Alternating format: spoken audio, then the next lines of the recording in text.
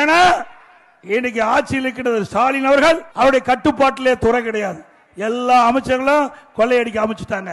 இன்றைக்கு பார்த்திருப்பீங்க, நேற்றைய தினம் நீதிமன்றத்தில் ஒரு தீர்ப்பு வந்தது. அந்த தீர்ப்பு என்னன்னு தெரியும்?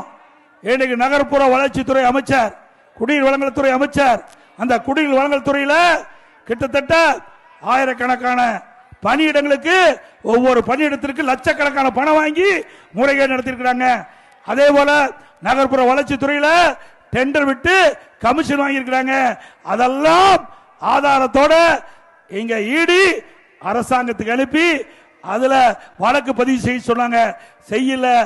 அதிமுக சார்பா நீதிமன்றத்தில் வழக்கு தொடர்ந்தோம். நேற்றைய தினம் உடனடியாக இதில் ஆதாரம் இருக்கின்றது.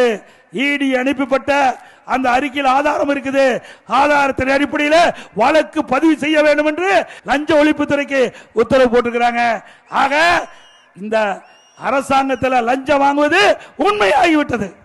உண்மைதானே? பத்திரப்பதிவுக்கு போனா கொள்ளையடிக்கிறாங்க. அந்த இடத்துல நாம கடனுக்கு வீட்டை வைக்கிறோம், தோட்டத்தை வைக்கிறோம், அங்க போனா அந்த பணத்தையும் பிடுங்குகின்ற அரசாங்கம். இந்த அரசாங்கம் தேவையா?